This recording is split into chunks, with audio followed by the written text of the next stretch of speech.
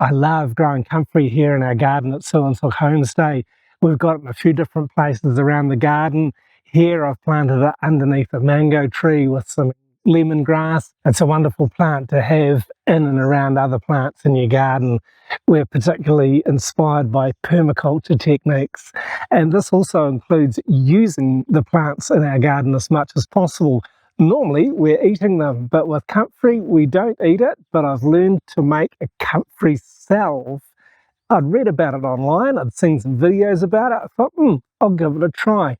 I was suffering some pain in my forearm from doing a lot of my carving, and I'd stopped carving for a couple of weeks, hoping that the pain would subside, and it did, but as soon as I started carving again, that pain came back and it was quite intense.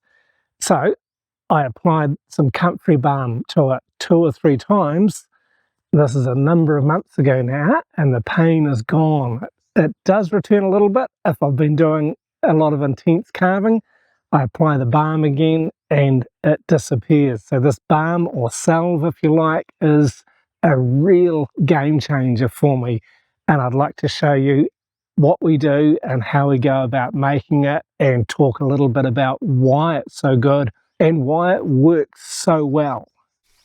We start the process, of course, by harvesting some comfrey leaves. So just picking off some of the mature leaves from around the plants, taking it right back down. The comfrey's not going to die. You can cut this back hard and it'll keep coming away so long as it's got enough water. And then I prepare it by cutting or ripping the stems out, because the stems contain a lot more moisture than the leaves, so they're not going to dehydrate as quickly, and they can be quite tough. I'm wearing gloves because comfrey leaves have got these kind of prickly hairs on them. They're quite uncomfortable on your skin. And as I tear the stems out, I'm just laying the comfrey leaves down on some trays to put into our dehydrator. The meaning of the Latin name for comfrey is grow together. A common name for comfrey is also knit bone. This is a very old name that it was used in the past for hundreds of years for helping to repair broken bones, if you can believe it. It's an amazing notion to think that a plant can help repair our bones. And now we have access to studies that have been done, and science shows us that the active part of comfrey is allantoin, and this is something that speeds up cell growth. So it doesn't work like a pharmaceutical, which are usually just designed to soothe or mask a problem. This actually repairs and regrows cells. So it's wonderful for things like muscle pain, like the pain that I had in my arm. And I dehydrated them for about 4 or 5 hours at 35 degrees Celsius. You don't need to use a dehydrator. If you don't have a dehydrator, you can just hang the comfrey leaves, cut them and hang them in the shade somewhere, and just let them dry out over probably a period of days, depending on your weather conditions, on how hot and how humid it is.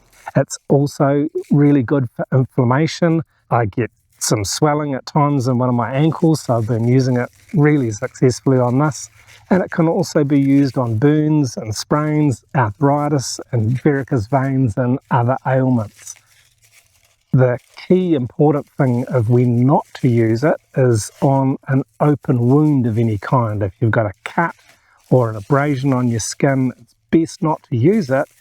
The reason being is that the comfrey will heal the skin and the surface faster than what's underneath, and so if there's any dirt or infection in the cut, then the skin is going to heal over the top of that, and you could be left with some infection inside it. So it's best not to use it on any cuts or open wounds, and to only use it externally. Once they're dry, I break them up further and put them into the blender and blend them up into a fine powder. Once they're powdered, I added 150 mils of olive oil.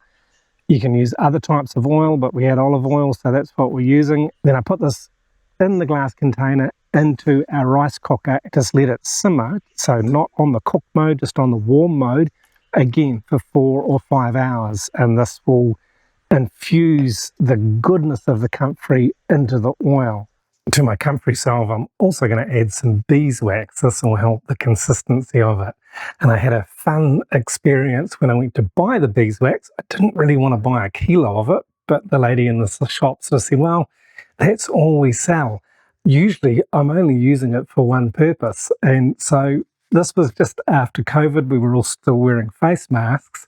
So I popped my mask down and said to her, oh, look, it's going to take me such a long time to get through it. And she had a good laugh. We shared a good laugh together. So I'm now glad that I've found another use for my beeswax, not just to make moustache wax with. And once this was nearly complete, I took 25 grams of beeswax and melted this in the microwave and just got it really runny. Then I pressed the comfrey and olive oil through a strainer to separate all of the plant matter from the oil and mixed it together with the beeswax. The beeswax will help give it a nice consistency to use as a salve or a balm, if you like. And again, depending on the climate you're in, you may want to add a little bit more beeswax if you're in a warm climate, or maybe a little bit less beeswax if you're in a cooler climate. I've got myself a new jar of comfrey balm to enjoy the benefits of. I will be keeping it in the fridge because it'll get a bit soft and sticky in the temperatures here, and it'll also last a bit longer in the refrigerator. I think if you've enjoyed this video, you'll enjoy this one next. Thanks very much for watching all the way through.